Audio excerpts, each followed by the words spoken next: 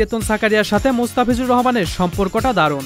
দুজনের খ্যাতি, বয়স, অভিজ্ঞতার তফাতের কারণে হয়তো এই সম্পর্ককে বন্ধুত্ব বলা যায় না।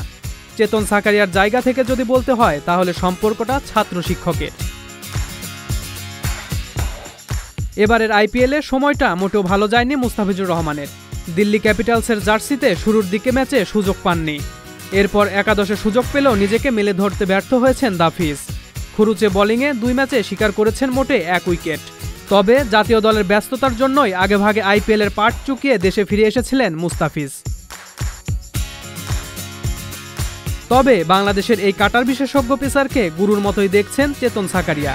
সেই রাজস্থান রয়্যালসের হয়ে খেলার সময় থেকে দুজন আইপিএলের সতীর্থ। এরপর একসাথে পাড়ি জমান দিল্লি ক্যাপিটালসে। তবে আয়ারল্যান্ডের বিপক্ষে সিরিজ থাকায় সাকারিয়াকে বিদায় জানিয়ে চলে আসতে হয়েছে মুস্তাফিজকে।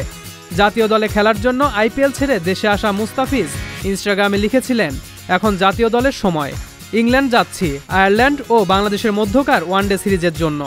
বাংলাদেশ দলের জন্য দোয়া রাখবেন। সেই ইনস্টা পোস্টে সাকারিয়া মুস্তাফিজকে কোচের আসনে বসিয়ে লিখেছেন, অল দ্য বেস্ট কোচ, কিছু টিপস দিও। রাজস্থানে খেলার সময়ই সাকারিয়া জানিয়েছিলেন তার ও মুস্তাফিজের মধ্যকার সুসম্পর্কের কথা। সাকারিয়া বলেছিলেন, মুস্তাফিজ খুব ভালোভাবেই উইকেট বুঝতে পারেন। তিনি আপনাকে বলে দিতে পারবেন ঠিক কখন স্লোয়ার বল করতে হবে। তিনি জানেন কিভাবে একজন ব্যাটারের ছন্দপতন ঘটাতে হয়। তিনি আমাকে সবসময় শেখাতে থাকেন। তার ভাবনা খুবই পরিষ্কার। নিজের পরিকল্পনায় তিনি সবসময় বিশ্বাস রাখেন। তিনি আমাকে প্রতিবারই সাহায্য করেন। তাই দলের সঙ্গ ছাড়লেও দীর্ঘদিনের অধিকারের জায়গা থেকেই হয়তো সাকারিয়ার এই আবদার, আমাকে টিপস দিও। এখন দেখার বিষয় আইপিএলে ব্যর্থতার দুঃস্বপ্নকে ভুলে আয়ারল্যান্ড সিরিজে নিজেকে কতটুকু মেলে ধরতে পারেন কাটার মাস্টার।